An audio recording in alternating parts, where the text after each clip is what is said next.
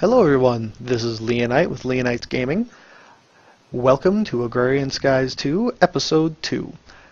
Now I want to give a little bit of a forward here. I just realized that about 5 minutes into recording that my microphone was shut off. So the first couple minutes is going to be silent, but I do end up covering everything right after that, so I hope you enjoy.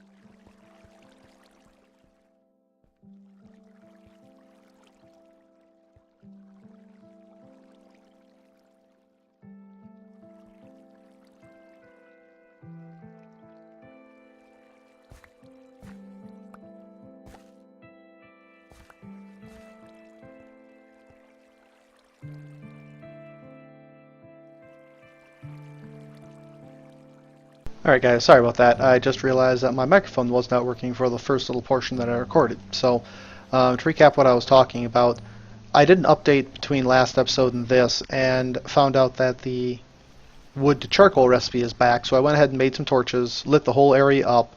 I did a little bit of planting and got some more crops, and also got a few more pieces of dirt.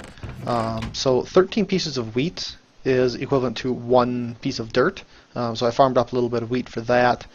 Also, the crucible, as I was mentioning before, can be used to melt cobblestone into lava. Now the speed for these is torches the absolute slowest at speed of 1. Lava is next up, which is 2. Fire, I believe, is 3. And then blazing pyrotheum is the best at, I believe it's a 4, or it's somewhere around there. So one of the things that we did lose was our dried fruit, because Kitchencraft was removed. So I went ahead and got our apples back, and I converted them back into this applesauce, which you saw combined a apple with the pot. So that it's not quite as good, but it'll do for now. One of the other things that I was going to show is if you take the pot, now this is the reason why I got the pot right away. If you take the pot and combine it with lettuce, you get stock. Now stock is just as good as what our applesauce is. But, so we take that, if you combined 2 lettuce with a stock and a pot, you get garden salad, which is 2 bars of hunger. Now one of the other things you can do is if you take the lettuce and turn it back into a lettuce seed, combine that with a stock and the pot, you get seed soup, 1.5. Now, to be honest, this is probably the most efficient way of doing it. You have to be a little more on top of things for watching your hunger, but if you farm up a bunch of lettuce, you basically have unlimited food, no questions asked. So that's kind of what I'm going to do for foodstuffs in the beginning. So I will be back once the lava finishes melting, or cobblestone finishes melting into lava. Alright everyone, so this is just about done, and I went ahead and set up a little area for my Cobblegen. This is kind of where I think I'm going to have it. So I'm going to put the water right here. I'm going to put the lava block here. That will flow over and touch this and immediately turn into cobblestone. And then I can also put the crucible right on top of the lava, so A, I don't fall in, and it speeds up the process a little bit. Also, one other thing that I was noticing is with the update, where'd that go? Oh, right here. So the pestle and mortar here and the wheat does create flour again. So we do that, open up this, and that opens up the millstone with a reward bag. Got 16 bread out of that, very nice. And we did already complete the slab furnace, so I think we're going to go with another reward bag. And then I also noticed that I have 2 more completed. We could get 7 porcelain clay, or we could get some bones. I think I'm probably just going to go with the bones for right now to speed up the creation of resources. And then we also have this one, get some more clay, and this one here should be done already, but that's okay. 1 bucket of lava. Now, as I said, this will consume the bucket, so once we place this here, bucket's gone, we now have cobblestone. Break that. Oh, of course. Alright, that's fine. We're going to put that there. And get ourselves a few pieces of this.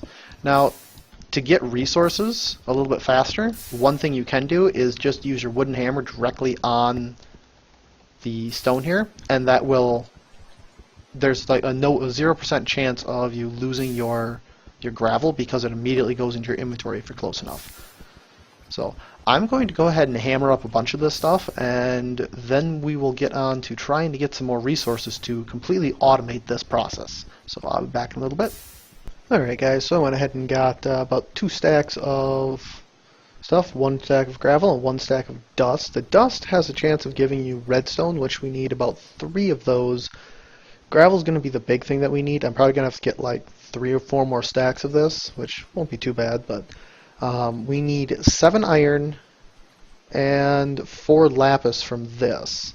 We all have everything that we need besides the redstone here. I went and cooked a bunch of this stuff up. But I realized I didn't open my reward bag, so let's go ahead and do that quick. Very nice. And brown mushrooms. Alright. So the process of sifting is just like we did with dirt. So you just put it in here and hold right click basically. And it'll go ahead and sift stuff out. So you can get glowstone. Let's see here. If we go in here, redstone, all the different ores, gunpowder, bone meal, blaze powder, skystone dust, Certus quartz dust, glowstone dust. And then if we look at gravel, gravel is emeralds and diamonds, apatite, coal, flint, lapis, and then all the other resources. So I'm going to go ahead and sift all this stuff up, and I'll be back as soon as I'm done with that. Alright guys, so it looks like my recording software derped up there a little bit. So essentially what we ended up doing was we got a bunch of resources from sifting through the stack of dust and the stack of gravel. We got 9 pieces of this broken iron ore, and I went ahead and converted that into iron ore gravel. So 4 of these creates iron ore gravel. You hammer that, you get these crushed iron ore back. You'll definitely get 4 of them back. You have a chance of getting an additional 2 if you're doing it by hand. This can be converted into iron ore sand, which can be hammered again to create this powdered iron ore, which can be converted into iron ore dust, and this can be turned into 1 ingot by smelting it, or if you use a Tinker's Construct smeltery or a pulverizer, you can get 2 items back. It basically is an iron ore. And we also completed this quest here, which gave us 4 more iron ore dust, and this covers the whole process of turning it into the different things, hammering it down, etc. So now that we have that done, we do need a little bit more here. We're going to make a world interaction upgrade. And what this will allow us to do is to automate the collection of cobblestone. So we need a chest. We need these here, and we also need an ender pearl. There's ender pearl. Ender pearl. Transfer pipe on top. These guys are made stone slabs, glass, and redstone. And then we put the chest on the bottom. These 2 here, and these 2 here. And now we have the transfer node for items. One other thing that I do want to make. Do that, and we'll also grab 3 of these. So we're going to make a barrel. Not the barrel that we made before from Ex Nihilo. We're going to make a Jabba barrel. And that stands for just another better barrel add-on or attempt. I forget which one. But basically what this will let us do is stockpile some stuff. So what I'm going to do is put this guy right here, and you see it connects to this crucible here. So if I put the world interaction upgrade in, it will start gathering this cobble. And it should. It will not. So we'll put a little more. We'll do that and that. And so now it will start automatically putting cobblestone into here and continue melting it down, so we don't have to worry about that anymore. And if we place this right here, as you can see, it starts accumulating cobblestone. So we now no longer have to come over here and manually smash this down. We can if we want, but we don't have to anymore. Let's double check. No monsters spawn up there. So this will make it really nice for going ahead and making whatever else that we want to actually make. So next thing, now that we have that done, I think what I'm going to work on is getting a mob farm set up, because it'll be really nice to start getting more bones for bone mealing everything. So I will be back once I get some of the stuff necessary for making that. Alright guys, so I went ahead and built this out. I did this all out of slabs, and it's on the lower half. So if I hit F7 here, no mobs can spawn on here because it is not a full block. It's the lower half of the block. So I don't have to worry about any mobs spawning on this, which will be very beneficial for us. Now what I did is I set this up, so what we're going to do is we're going to have a wall back here, and as you can see now it has these yellow X's on it signifying that mobs can spawn on it at nighttime. So we'll go ahead and set this up. We're going to need all of this.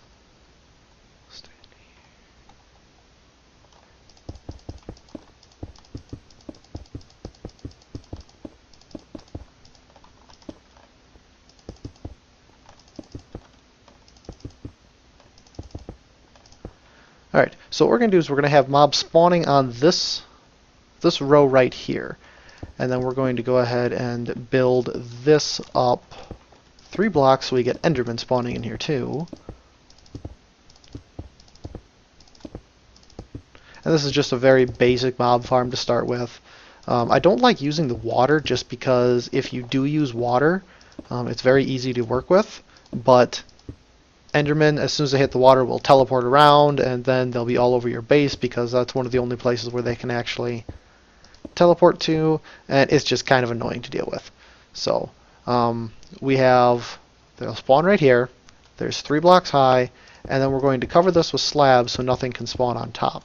And the reason I waited to do all this until after I had the area over there lit up is this will increase the spawning rate of this area right here, and these mob farms like this are not overly efficient. They don't spawn that fast, but they'll spawn fast enough for what we need. Go ahead and finish all this up quick. And I'm going to put railings around the whole thing. And I made this area a little bit bigger than I needed to, so that way I could put some chests around here for mob drops.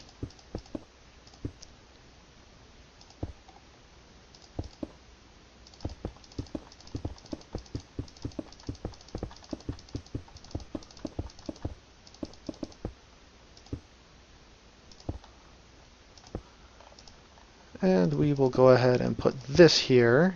And as we start putting them in further and further, you start seeing that it gets dark here. Light won't go in through a half slab area. So we can set this up like so.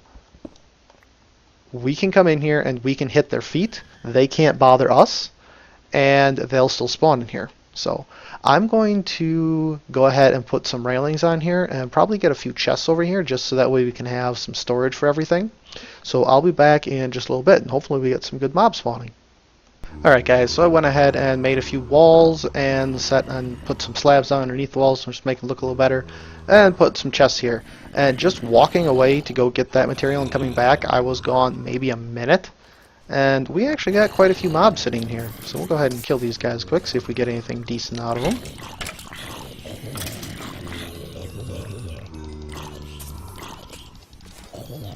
The nice part is that we can go ahead and level up all of our Tinker's tools this way pretty easily.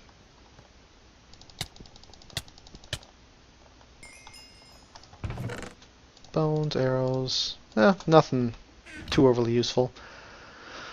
Alright, I will be back once I go ahead and get some more stuff set up for doing Agricraft. Alright guys, so I went ahead and got together a few things that I need to make. So one thing that we do need to make is this wooden hand rake. That's one of the quests in here. Basically the first quest in the line here. So we'll go ahead and do that. So we need a fence.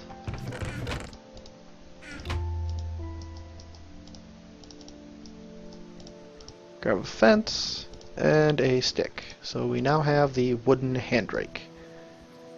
And we'll go with the reward bag again. Next one in the line is analyzing mutations, a seed analyzer and an agricultural journal. So agricultural journal is really easy to make. It is 4 crops, 1 in each corner. Lettuce, basically any type of seeds. I just chose lettuce because I had a bunch of that laying around, and a plank in the middle. So now we can make this. Now this will keep track of all of the plants that you have analyzed with the seed analyzer, which is the next one we need to make, which is made like so. I need one last thing. One of these. And for those of you who don't know, using NEI, if you click on an item, this question mark here, if you left click on it, it will put a ghost image in so you can see what you need to put there. However, you can also shift left click it, and it will pull things in your inventory and put it up in here to make as many as it can. This doesn't work for things that don't stack, unfortunately, but this doesn't have any of those, so we get to go ahead and do that. So go ahead and grab that, and we get another reward bag, which is awesome. Ooh, a good one this time. Glowstone, and let's go ahead and open this one. Elemental Staff, custom NPC thing. I don't know much about the custom NPC mod, so I'm not really going to toy around with that one. Now, I found that these wooden rakes, or just the rakes in general, are not really that useful, so I'm not even going to deal with them. So if we open this up, though, this is where your seeds will go, and this is its progress bar. Most seeds, they go very quick.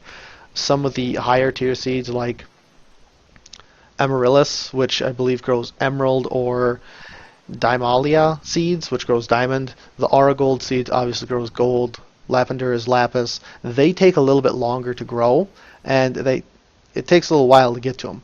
Redstodendron, this is a really good one of the best ways of getting redstone, but a lot of these need something underneath it, like a machine frame, which right now we can't really get into because we don't have that. This will actually take quite a while, a lot of mutations and growing things to get it.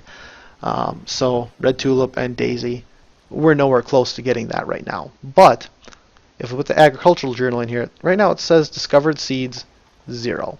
So I'm going to come up here. I'm actually going to take all of these out.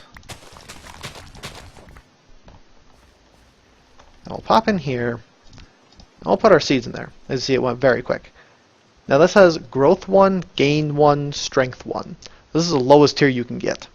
And if we look at our lettuce seeds, they're going to be the exact same. They take a little longer. So what growth is, these are on a scale of 1 to 10. Growth increases the rate at which it grows, how often growth ticks get applied to it.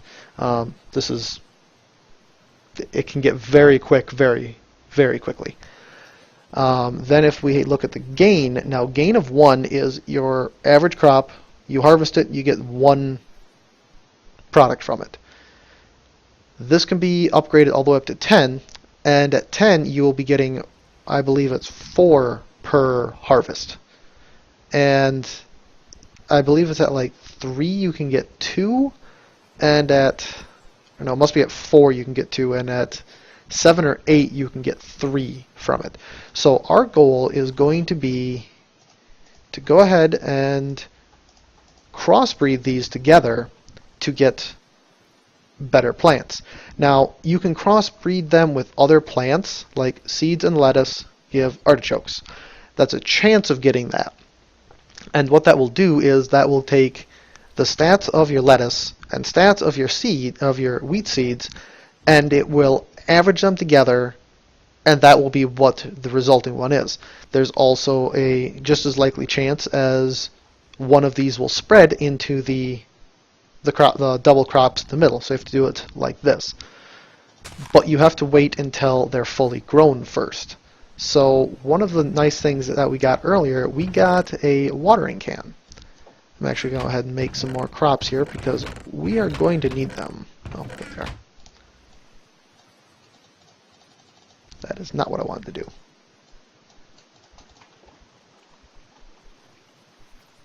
So if we take the watering can, this one is, I've already filled this up, but if it says empty on it, you just go to a water source block, right click on it, and it will fill it up. And then you can basically hold right click, and in a 3x3 area, it will increase the growth of all crops. As you can see, this is growing a lot faster than normal crops would grow. So that one's fully grown. So if we went and put the crops here right now, this one has a chance to spread to it. These would not crossbreed because this one is not fully grown yet. So we'll go ahead and grow this one up quick. There we go. So now if we put this in the middle here, and then we basically wait, and you see it's now up and way up on top, it says seeds, not analyzed yet. So we'll go ahead and break that, and we'll come over and analyze this, and we should have got a mutation. Yes, strength went up to 2. Now I didn't mention what strength does. What strength ends up doing, and I think we'll just hang on to it for now. What strength does is, in this mod pack, and most mod packs actually, there is a chance for weeds to grow on these whenever, instead of them crossbreeding or spreading, you can get weeds. And if you just leave crops sitting by themselves, they can get weeds on as well. Weeds will spread. The strength stat determines how well it can resist those weeds trying to take over the plant. The weeds can be very detrimental if you aren't careful, but once everything has something on them, you don't really have to worry about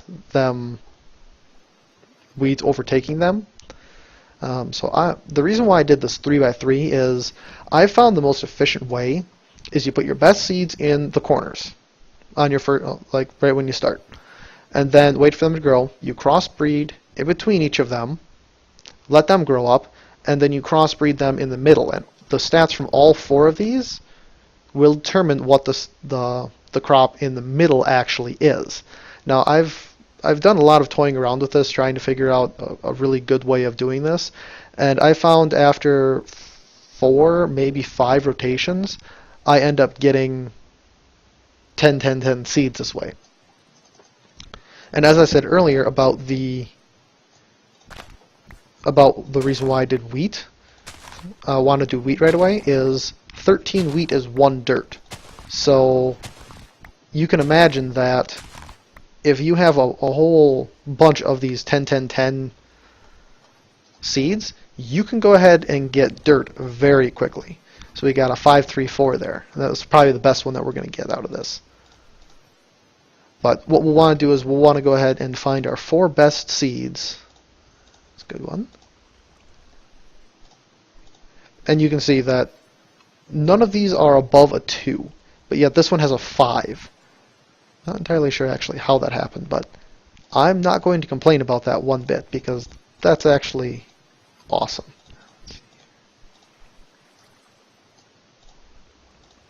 I'm just setting this up so that way it's a little bit easier to work with later on. And the seeds, when I'm doing this, I always turn the seeds back into seed soup. It's much easier to get rid of them that way. And so like I said, you put your 4 best seeds around the corners, you grow them up, you crossbreed them all to the 4 sides, and then you crossbreed them all in the middle again, and the middle one will end up being much better than everything else. So I'm going to go ahead and cut the video here and go ahead and get these to a 10, 10, 10 seed. So I'll be back in a little bit. Alright guys, so I went ahead and grew this wheat up to a 10, 10, 10. It took 5 to 6 iterations of doing that process. Didn't really take very long. It was probably about 1 full Minecraft day, and I got a 10, 10, 10 out of this. Just to show you that when you do harvest this, you end up getting 4 products from this. Now, one other thing to note is I talked about them spreading onto to adjacent crops before. So if I go ahead and do that, and wait just a second. So this one is unanalyzed. Let's go ahead and analyze this real quick. When they spread like that, they will always have the same strength or same stats as what they grew from. Actually, let's put this here. So if you want to spread your crops, you can go ahead and do that. Now this is weeds. So once you find weeds, you either want to use a rake or just break it right away. So once you have a crop that you really want to grow more of, you only need 1. You don't need to worry about getting multiple seeds up to that level. All you have to do is get 1, and then you can just go ahead and spread them, like so. Now all of these are going to be 10, 10, 10s. And I have a habit, I like to have a few of them just in case something happens, something strange happens, and I end up losing like a whole harvest of these, then I still have some backup. So we'll go ahead and break all these. Nothing in there. So if we analyze these, you'll see we now have 9, 10, 10, 10 seeds. And just from those few, 28 wheat. So this is a very good way, and yeah, from growing them up I got just about 2 stacks of wheat. Doing it this way, you end up getting a lot of wheat, so that way you can very quickly get your dirt. But I think it's just about wrapping up point. I think between this episode and the next, I'm going to go ahead and get the lettuce up there. I went ahead and set this up so that way I can very easily create more of these seed soups. Yeah, I'm going to go ahead and get the lettuce up to 10, 10, 10, and maybe set up a few chests up here just to keep a little bit of a store of all of my seeds that I've done so far. But this was a very productive episode. We have a Cobblegen that is fully automated. We have a mob farm that spawns mobs for us, and we can go kill them whenever we want. And we also got a 10, 10, 10 wheat seed. Next episode, I think what I'm going to end up doing is I'm going to start building some farms out here, mainly a tree farm, and get going in automation for that. If you take a look at our quest book here, yeah, that's what we want. No, it's not the one we want. We want this one, lumberjack. So the stone chopper. And they talk a little about here where you can go ahead and make this, and it will plant the trees, detect when they've grown, chop the trees down, and replant. And it will automatically consume the wood for fuel, unless, of course, you give it additional fuel. So we'll go ahead and get into that a little bit more next episode. But for now, this is Leonite with Leonite's Gaming, signing off. Have a great day.